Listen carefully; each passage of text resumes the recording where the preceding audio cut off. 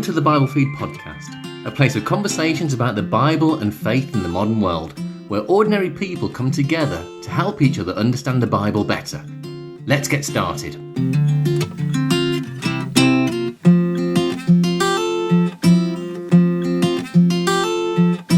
I'm Laurence Davenport, and I'm here once again with Dan Weatherall to talk about the Gospel of Matthew, continuing the series. Yeah, episode 5, six of a 6-part series, so we're almost there, and we're just at this point just going to ask the question, who is Jesus? So, I mean, this whole series is about discovering Jesus, and we're only just getting around to asking that question, but yeah. I think it's probably about time that we do that.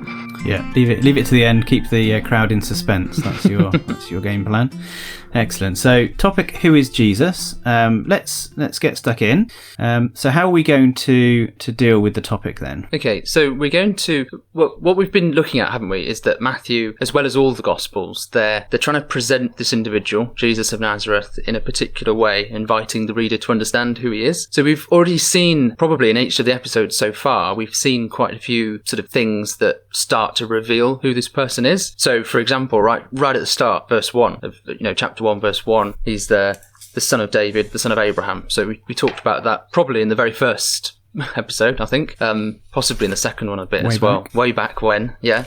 So we talked about son of David, David being the king. So this is a sort of a royal title. And son of Abraham, he's an Israelite. He's from the Jewish from Jewish heritage. So yeah, we've got a few of those things there. But I want to dive in. There's a really pivotal moment in Matthew chapter 16, and this is really good. I love this passage.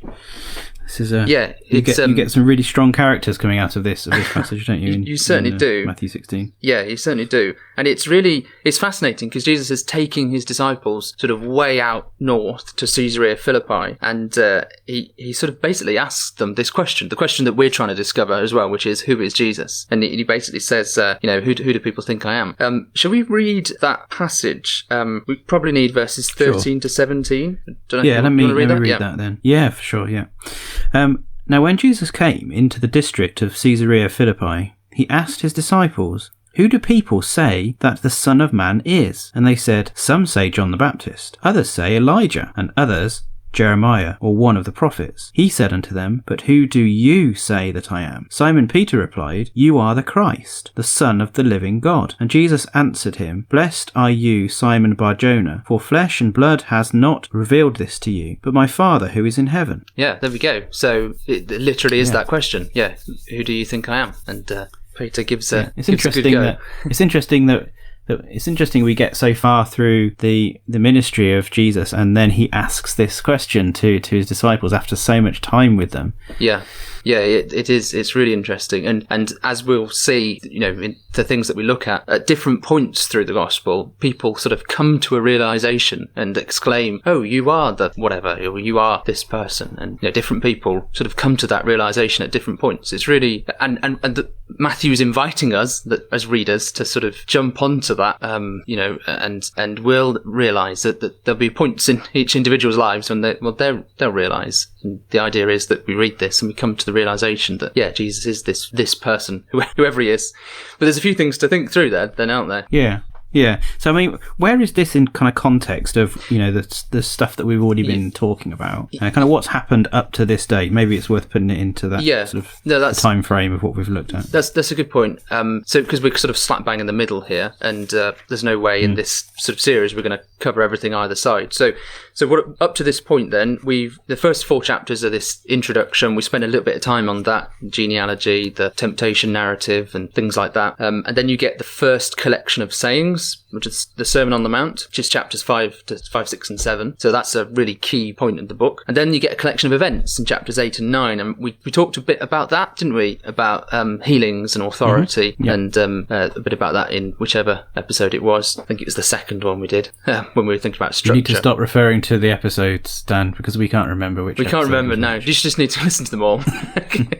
Yeah, just previously. Yeah, and then chapter 10 Yeah, so those events, those healings are sort of designed to show Jesus' authority, that sort of this is why he can say the things that he's just said. And then in chapter 10, there's another collection of sayings, and this is now commissioning the disciples to go out and proclaim the kingdom. And then what comes after that in chapters 11 and 12 is another collection of events, different things that happen. And they kind of show that instead of the emphasis being on that Jesus is proving his authority, this is more now an emphasis on what's happening. What are the people reacting? You know, they're actually reacting in different ways, and there's a big division between how people are reacting. And then you get chapter 13, which is another of the 5 collections of sayings, and this time it's parables. And the parables are all about, it labours the point, or is all about how that is basically, it is dividing people into who receive the word and you know, think about it, hear it, understand it, and then act on it, and those who are sort of receiving the word and either rejecting it or not understanding it because they're not looking into it properly. So yeah, the teaching of the kingdom is dividing people, but the parables are teaching it's within everyone's grasp, like to receive the word in the right way or not. You've got to hear Jesus, and it's up to you to hear him in the right way, and you can hear him in the right way if you're sort of doing it, and if you choose to do it. So that's the third collection, and then chapters 14 to 16 are now it's more events. So we're out of the saying section, and now this is more sort of disputes with the Pharisees and the Sadducees about whether Jesus can provide a sign about who he is. There's earlier on there's an occasion about Jesus, or people wondering if Jesus is the son of David, and the Pharisees say no, he isn't, and then they start saying, give us a sign, and then John the Baptist as well sends his disciples while he's in prison, saying, you know, are you the one that should come, or should we look for another? It's the, you know, what are the signs? You know, how can you prove who you are, Jesus? That kind of thing. So that's kind of leading right up to the point where we've just read, where Jesus has taken his close friends many miles north and asked them this question: who am I? Who do people think I am? And then who do you think I am? So it's really really fascinating. There has been a series of people trying to understand who he was all the way through here, haven't we? We saw, like, when we were talking about the authority, that was basically trying to establish that he was who he says he was. And so you've got all these situations of realization of who he was. Should we focus in on this passage a little bit then? Yeah, let's do it. So in this passage in chapter 16, we have a number of answers which are provided. So at the response to Jesus' question, you know, who do people say that the Son of Man is? So he's not asking, this initial question he's not asking what do they think. He's asking, okay, so what's the collective groups of people around? What do they think? And there's a whole list of potential, you know, John the Baptist, Elijah, Jeremiah, one of the prophets, all of which are presumably wrong answers. And then we have this proclamation when asked, and Peter speaks up, doesn't he, on behalf of all of the disciples, when he says, okay, who do you say that I am? And he gives the answer, a very clear, succinct answer, doesn't it? Christ, the Son of the living God. Yeah, that's right. So it's really nice. And it's interesting that the people around were, you know, trying to pin a name or, you know, who is this person? They were trying to identify who this person was. And so here we've got Simon Peter with crystal clear clarity. You know, this is something we can, so we've got an answer here, because Jesus accepts that, doesn't he? You know, he says, blessed are you, Simon. So Jesus is the Christ, the Son of the living God. So we've got something to start with there. But also we've got that phrase, the Son of Man. So verse 13, where he says, who do people say that the Son of Man is? And what that, he's clearly, that's some kind of veiled reference to himself, because other Gospels basically say that, who do you say that I, the Son of Man, is? So he's referring to himself there, as we'll see. So we've got these titles, the Son of Man, he's the Son of Man, and that's one thing we need to think about. He's the Christ, and he's the Son of the living God. He's the Son of God, and also he's the Son of David. So we just need to think a little bit about them, I think.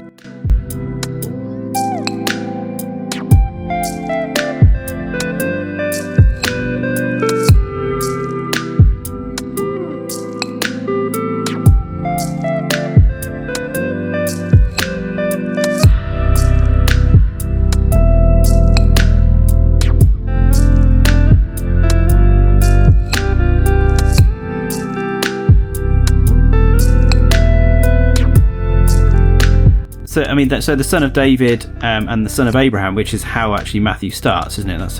I think we can pretty safely say that was our first episode, Dan. Yep.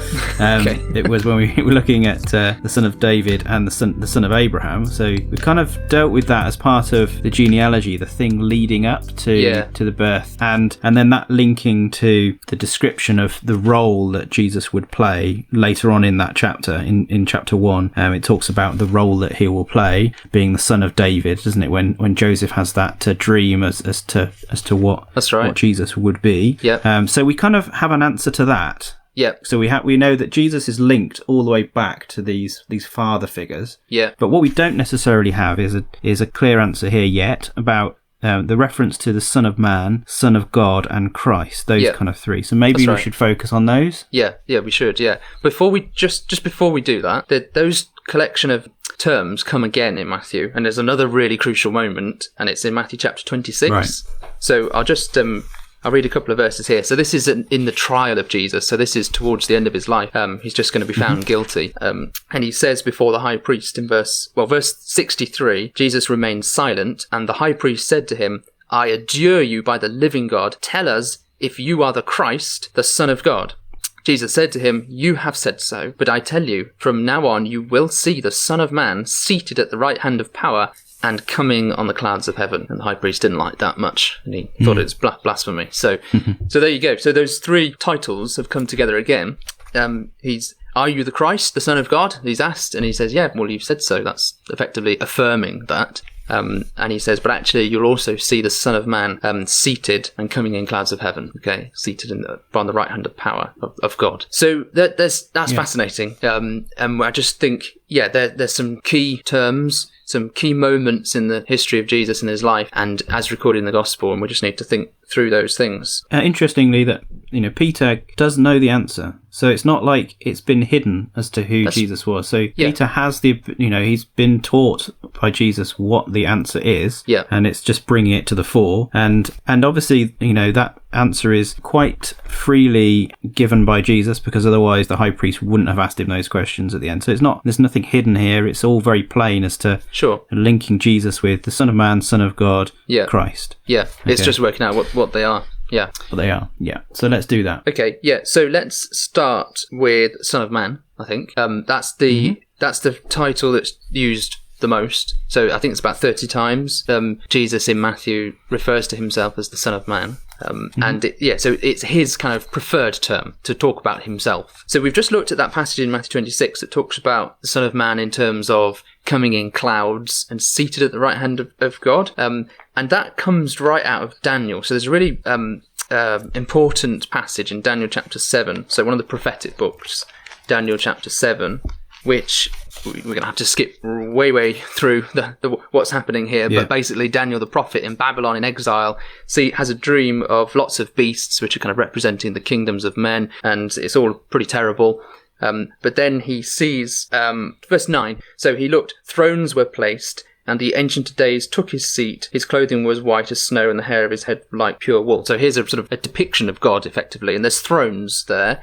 But then verse 13, behold, with the clouds of heaven there came one like a son of man, and he came to the Ancient of Days and was presented before him. And to him was given dominion and glory and a kingdom, that all peoples, nations and languages should serve him. His dominion is an everlasting dominion which shall not pass away, and his kingdom one that shall not be destroyed. So here's a vision, basically, of God, and one like the Son of Man ascending in the clouds and being seated at the right hand of power, at the right hand of God. So it's exactly what Jesus has talked about and said. And we've already thought a bit about previously in this series about Jesus and having authority and having the kingdom. We talked about the kingdom a lot, didn't we? About him sort of proclaiming the kingdom and bringing the kingdom. So there's something really crucial about this passage. Yeah. Yeah. So Son of Man itself is literally, it just means a human being. That's what it means. Yeah. Son of Man is, one of the class of mankind, basically. It's interesting that we have this link back to Daniel, and that there's this human figure which takes this position of power, just as described of Jesus in the New Testament. And, in Daniel, it's full of these prophetic visions. And there's one in Daniel 2 as well, where you have Jesus described as a stone which is carved out without hands. And that again is like an object of the earth, which has been carved out, and it grows into this mountain, and you get this kingdom being described. So you get like this repetition of patterns where you get this kingdom being created. And that also, in the temptations we looked at, we will also see that Jesus was shown these kingdoms, wasn't he? Kingdoms of all the earth. And he recognized, and the temptation was, take this now yourself. Yeah. But we saw that he countered that and said, that's not the way it should happen. The way in which this should happen should be the way that God has laid it down to happen. Yeah. And so we see, don't we, a link with this Son of Man particularly, and this kingdom in the future. Absolutely. This is Matthew is bringing this all together and showing how Jesus is fulfilling all the things that were talked about and were expected and anticipated. He's basically claiming that Jesus is the Son of Man, the one expected in Daniel. So and it's Jesus himself using that term. So for example, I think the first time he uses it is in Matthew chapter 8 and verse 20. Verse 19, a scribe says that, "Teacher, I will follow you wherever you go." And Jesus said, "Foxes have holes, birds of the air have nests, but the Son of Man has nowhere to lay his head." So it's just, referring to himself. This is hard. This is hard. I've got nowhere to lay my head. Referring to himself. And in one sense, I think he is a Son of Man. He's human. He's a human being. That's, I think, one sense in which Jesus is talking about himself. But in the other sense, he is the Son of Man. It's the one in Daniel 7, the one like the Son of Man who's actually going to be exalted. I think that comes out in the really key passage in chapter 9, because you get this incident in chapter 9 where there's a paralytic who they bring him lying on a bed, and Jesus says, "Take heart, my son, your sins are forgiven." And all the people there, the scribes and Pharisees were sort of aghast. You can't say that. Only God can forgive sins. This man is blaspheming, they say. And Jesus basically says, well, what's easier, to say your sins are forgiven or to say rise and walk? And then there's this key verse, verse 6, "But that you may know that the Son of Man has authority on earth to forgive sins, he then said to the paralytic, rise, pick up your bed and go home." So this is part of those things that show he's got authority, and it's the Son of Man has authority on earth, which is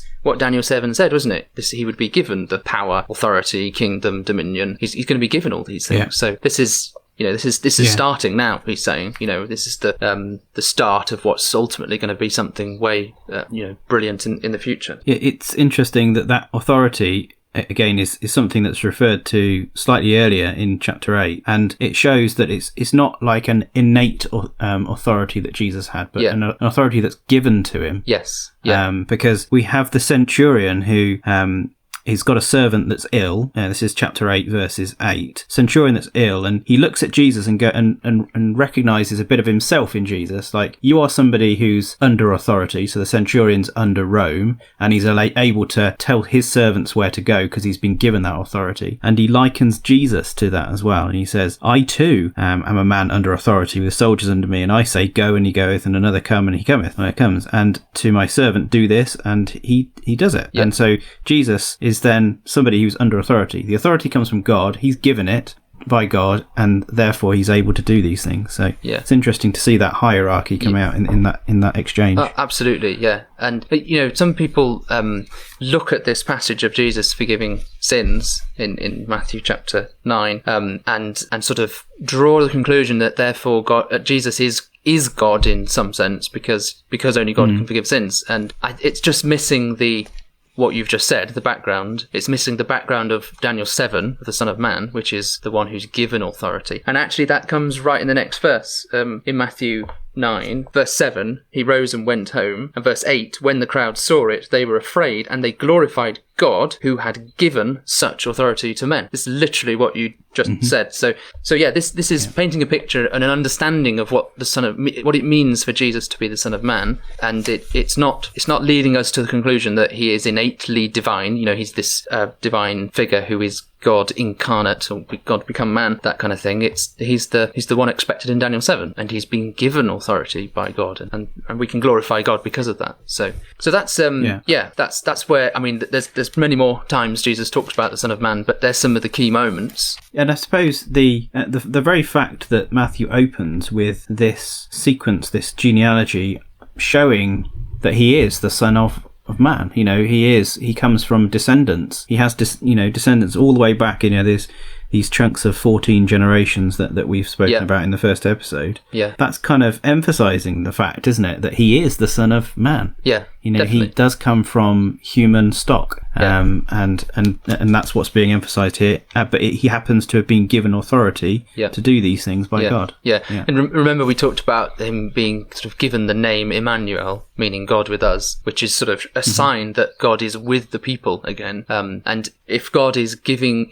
working with Jesus by giving him the power and authority to heal, to forgive, and all that, then God certainly is with his people again. So that's how that's fulfilled. It's not about it doesn't describe anything about sort of God physically becoming a man or anything like that. But it's no less amazing, and it's no less wonderful. And it's God working in this human, his son Jesus, to bring about his power and his kingdom, which is wonderful. So that's the Son of Man. Shall we move on? Move on.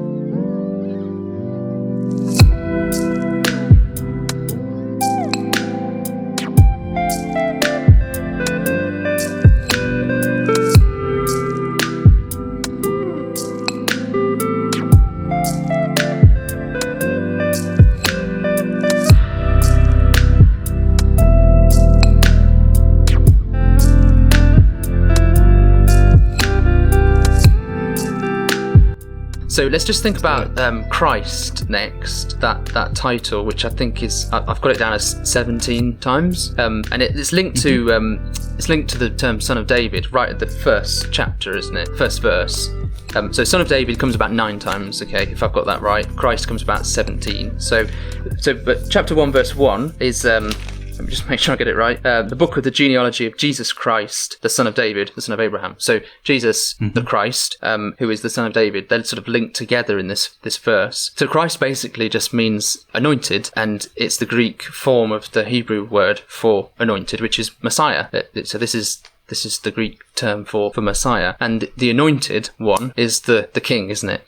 How they got the oil and they anointed it on the king or the priest or whoever for a special role, a sort of set apart, and you're the one chosen by God, and you're the one that's going to be anointed. And so the term Messiah, the term Christ, as it is now in the Greek, became synonymous with that person who they were expecting to come to be the Messiah, the chosen of God, who would be the king. And you can see why it's linked to Son of David, because we've already seen how that is effectively saying or claiming that Jesus is the rightful king, the heir of the Son of David. So that's what Christ, or the term, basically means. You can actually see that in chapter 2. So do you remember when the wise men come along, the Magi, and they inquire where... Yeah.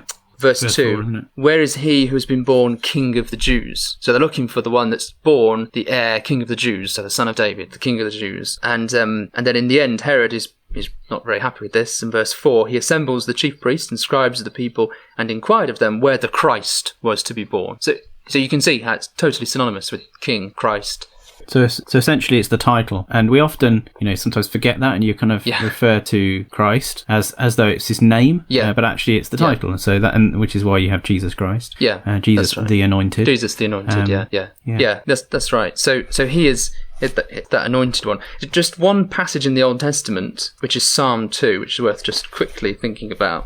So Psalm 2 has this term anointed in it. So this is one such passage in the Old Testament that looks forward and anticipates the Messiah, the anointed. So Psalm 2 verse 1, why do the nations rage and the peoples plot in vain? The kings of the earth set themselves and the rulers take counsel together against the Lord, that's God, against the Lord Yahweh, and against his anointed, saying, let us burst their bonds apart, cast away their cords from us. And then it depicts God in the heavens laughing, and basically saying that's, they can't come argue against us, because verse 6, I have set my king on Zion, my holy hill. Okay, so the king and the anointed are sort of brought together, despite what the rulers of the world want to do, which is exactly what's happening in Matthew 2, isn't it? Herod is trying to destroy the Christ, the anointed, the one born king of the Jews. And it's what happens at the end of Jesus' life as well. They try and rise up against him and kill him, and they do kill him, but God has other plans and raises him from the dead. So that sort of explains anointed,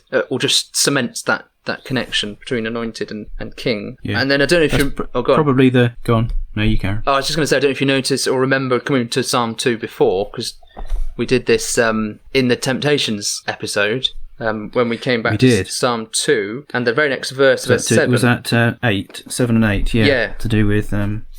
the nations. Yeah, that's right. Yeah. I will tell of the decree, the Lord said to me, you are my son, today I've begotten you. So at the baptism of Jesus, there's that declaration, this is my beloved son. And then verse 8, ask of me, I will make the nations your heritage, and the ends of the earth your possession. So there's that sort of temptation just to go and take it. But actually, no, he's not going to take it. He's going to be the Son of Man in Daniel 7. He's going to be given this authority. He's not going to just try and grasp it all for himself. He's not that type of Messiah, not that type of Christ. He's trying to do it in the way that God wants him to do it, which is establish a kingdom on the principles of the Sermon on the Mount, which is very much not about grasping what you want, but about turning the other cheek, loving your neighbour, and all those things. So you start to piece all these pieces together. It's really, you get a really coherent view, don't you? I think. I hope. Anyway. Well, you definitely. I mean, that Psalm 2 is such a wonderful pointer forward to Christ, isn't it? All these different aspects. Yeah. And I think, the very fact that you've got the anointed being highlighted here, you've got the link to the role of Jesus being, taking the kingdom, taking these nations, is incredible. And so you've then got, towards the end of that, you'll break them with a rod of iron and dash them into pieces. And so you then start to see what you then talked about in Daniel 2 with the working out of this kingdom being created and what's going to happen. Completely different to him being rejected at the beginning of this chapter to the kings of the earth being destroyed and being dashed in pieces. So very interesting. This might link in with the Revelation series that Paul's doing as well, because you get Psalm 2 cropping up in Revelation, and how is that going to be outworked, the rod of iron, and maybe we need to ask him, because that falls into what's the nature of Christ's kingdom? Is it one where he smashes people up with a rod of iron, or is he maybe not? So that's good. All the imagery you get in Daniel 2 again is reflected in Revelation. That's where that comes from. Sure. So, let's move on then. So I think, so in terms of the anointed, in terms of Christ, we're a little bit more comfortable with that. It's a bit more of a common phrase that we see referred to Christ, that anointed. So let's move on then to look at the final one, which is the Son of God. Yeah. And kind of, how do we understand that? Yeah. Okay. So Son of God, which I've got down 8 times. Hopefully that's right. But in Matthew, we've got Jesus referred to the Son of God about 8 times. So it comes up first in, like we've just said, in the baptism, you are my beloved son. Okay. And then the temptation narrative where he's tempted, if you are the Son of God that you've just been declared, then why don't you do this, or why don't you do that? So we've thought about that a little bit before, and then let's just think there's in chapter 8. So we're back in chapter 8, and there's a moment here in verse 23 when Jesus is sleeping on a boat, and there's this great storm that's terrible, so that the disciples, who are all fishermen, most of them, and they're really afraid, so it must have been pretty bad, and they say, save us, Lord, we are perishing. And he basically gets up, rebukes the winds and the sea, and there was a great calm, and the men marveled, saying, what sort of man is this, that even the winds and the sea obey him? So, and that's it, they don't say anything else. Okay, so they're just absolutely awestruck what they've just witnessed and seen that. Okay, the very next thing that happens, they get to the other side, to the country of the Gadarenes, and there's this, again, very bizarre, strange incident, okay, which we can't delve into right now, but there's these 2 demon-possessed men meet him. They come out of tombs. These are people who are so fierce that no one passes that way. They're mentally unstable. And yet they cry out, verse 29, and say, what have you to do with us, O Son of God? Have you come here to torment us before the time? So they start crying out, what have you to do with us, O Son of God? So they're these mentally unstable and fierce, and people who live in tombs and people out of civilization, they are claiming and publicly proclaiming that Jesus is the Son of God. So that just after the disciples who are saying, who's this guy? Okay, which is really fascinating, because then you fast forward to Matthew 14 and verse 22, And there's a really similar incident where Jesus isn't on the boat this time. He's off, it's staying on the coast. And the disciples go on the boat before him, and they are a long way from the land, and they're beaten by the waves. Basically, there's another storm again. And Jesus comes walking on the water. And this incident, it's a very famous incident, isn't it? Peter walks on the water, and then he's saved. Mm-hmm. And verse 32... When they got into the boat, the wind ceased, and those in the boat worshipped him, saying, "Truly, you are the Son of God." And it's almost as if like they are starting to realise this now. This is a really similar incident, having some kind of authority and control over the wind and the waves, and they're starting to connect that with him being the Son of God from the first incident. So that I think that's a really interesting thing how Matthew develops this.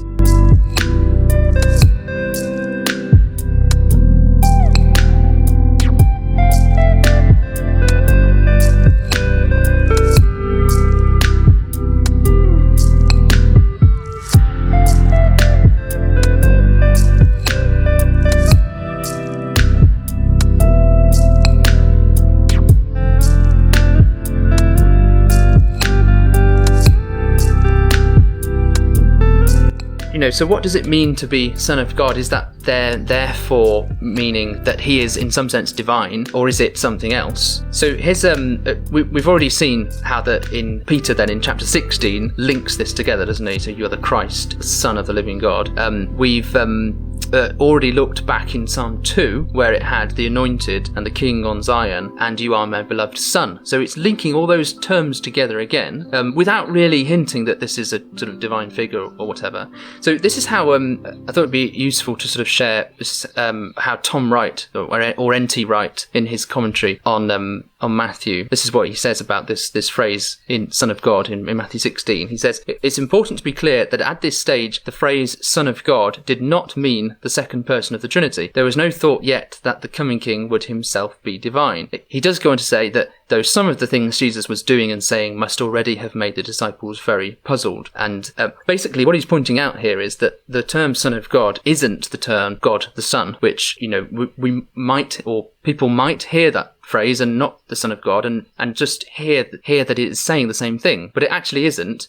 He goes on to say, in fact, he refers right back to Psalm 2 and also 2 Samuel 7 about the phrase Son of God was a biblical phrase indicating that the king stood in a particular relation to God, adopted to be his special representative, and refers back to Psalm 2. And he says, "It's important if we are to understand the present passage that we don't read into it more than is there. What Peter and the others were saying was, you are the true king, you're the one Israel has been waiting for. You are God's adopted son, the one of whom the Psalms and prophets had spoken." So I think that's really interesting. Of course, Tom Wright, former Bishop of Durham, he does affirm to some kind of view of Trinity or some kind of view of deity of Christ. But he's pretty clear and accurate there that there's no indication actually in the text here that this phrase means that. It's being referred back to things like Psalm 2, and it's linking him to the God's chosen anointed one, his Messiah. He's the one that God has chosen to represent him and be his king and be the one to whom he's going to give authority and power. So no wonder he can command the sea and the waves and the wind, because he's got God's authority and power to do so. And he's going to perform that on God's behalf. That's basically what I think is going on here. Yeah, and I think you get similar phraseology happening when speaking of the kings of the kingdom of God in the past. They were sitting on the throne of God. That's right. It talks about Solomon sitting on the throne of God, David sitting on the throne of his father, and that is synonymous, isn't it, with what's being brought out in these passages. And as you just read from that commentary, that indeed, this is identifying the fact that he is linked with that genealogy, linked back to Abraham, linked back to David, and is that seed which has been long looked for by this Jewish nation that have been looking and studying these prophecies for hundreds of years, looking for this Son of God, this person who's going to take on this role. And like you say, if you've already got a preconception of an idea in your mind, it's very easy to kind of overlay that on passages which don't necessarily substantiate it. You can't read that in the passage. You're coming to it with a preconceived idea. Yeah. So it's like, we've spoken about before, we need to read these passages honestly and work out, okay, what is actually being highlighted in the narrative here. Yeah, we all can do that, can't we? We've got to be careful to do that. And I suppose the only guideline 100%. For us is the Old Testament, the context, the background, and trying to read it and hear it as the people would have read it and heard it. So yeah. Okay, so there we go. That's pretty much. I mean, that's just a short tour through some of those passages in Matthew where those terms are used. Really. Yeah. Okay. Excellent. So one thing we haven't done so much is looked at other parts of Scripture to sort of verify what we're finding in Matthew. And it's important to do both of these things, I think. It's important to spend a bit of time in one book, in one passage, and trying to really fully understand what that passage is saying. So we've concentrated on Matthew and discovering how Matthew is presenting Jesus. But then it's really important as well to sort of cross-check and verify with other parts of Scripture as well. So just to sort of redress the balance, there's one passage in Acts chapter 2 that describes Jesus. I mean, there's many more, but this is a particularly useful one in Acts chapter 2 and verse 22 that just Peter here is describing who Jesus is. And just listen to what he says and see if it fits with the sort of things we've found in Matthew. So he says, "Men of Israel, hear these words. Jesus of Nazareth, a man attested to you by God with mighty works and wonders and signs that God did through him in your midst, as you yourselves know." So there we go. He's a man. He's the Son of Man.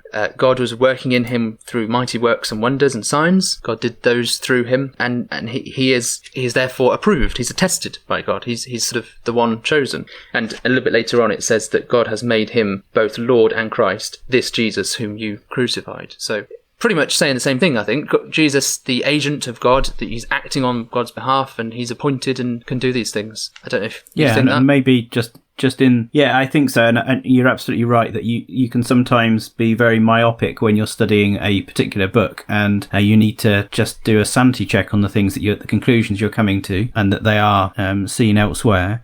Just to add maybe one other point, really, just to kind of wrap up this episode, really, around the fact that Jesus was the Son of Man, so he was a human. He was in this line and long looked for in terms of the role that he would perform. But just that the fact that he was like us. In Hebrews 2, we have a really nice passage at the end, which I think is really comforting to us. And it really does, if Jesus was a man and went through these things, it's so much more comforting for us that was the case. And that comes out I'll just read a couple of verses at the end of Hebrews 2, where it says, "Therefore, he had to be made like his brothers." This is Jesus, had to be made like his brothers in every respect, so that he might become a merciful and faithful high priest. So somebody who stands and mediates in the service of God to make propitiation for the sins of the people. For because he himself has suffered when tempted, he is able to help those that are being tempted. And so you get, don't you, that lovely the comforting statement that because Jesus has been through this, we have a high priest, an elder brother, that's able to sympathize with the things that we're going through, and because he went through it all himself. I think that's an amazingly comforting thought. I think so what you're going on to think about is what's the reason why it's important to note what Jesus is, and who Jesus is, and how that he is human, the Son of Man, because that changes to some extent, changes the dynamic of his temptations and how he overcame and the suffering that he endured and stuff. It makes it accentuates those things in a huge way, doesn't it? I think I think so. Makes it more amazing. So there you go. I think we've managed to pretty much answer who Jesus is. We've discovered him in Matthew after 5 sessions, thereabouts anyway. I mean, there's so much more in this book which we're just not going to look at, but I think we've done what we can. Great, thank you, Dan. So we've looked at those, particularly in Matthew 16, those phrases, who was Jesus, and we've kind of scratched the surface of some of those phrases, and I'm sure plenty of hours of personal study yet to be done by everybody on those particular topics as well, pulling all those links together that we've started to look at. So I think we have one more episode left, don't we, Yeah. Dan? So how are we going to finish all this off? We just need to close it out, don't we? We need to think about how it all ends. So we need to think about the death of Jesus, but then his resurrection as well, which will follow in really nicely to what we've just talked about. So we've just established who he is. So then let's think about what happens at his death and then his resurrection in the light of that. And I think that will, I hope that will be helpful and just bring everything together and give us, a whole package of info that we've gleaned from Matthew and take us forward from there. Great. Thanks, Dan. Thank you, everybody, for listening. And see you on the final episode coming soon. And also go and look on biblefeed.org, which is our website, and also join the conversation on Facebook and Instagram as well. So Bible Feed Online. Thank you very much for listening.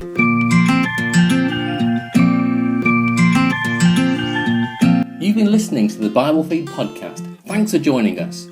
We're always keen to hear what you think and hear your questions on subjects you'd like us to discuss. Get in touch with us on our Facebook page or send us a message from our webpage at biblefeed.org and be part of the journey.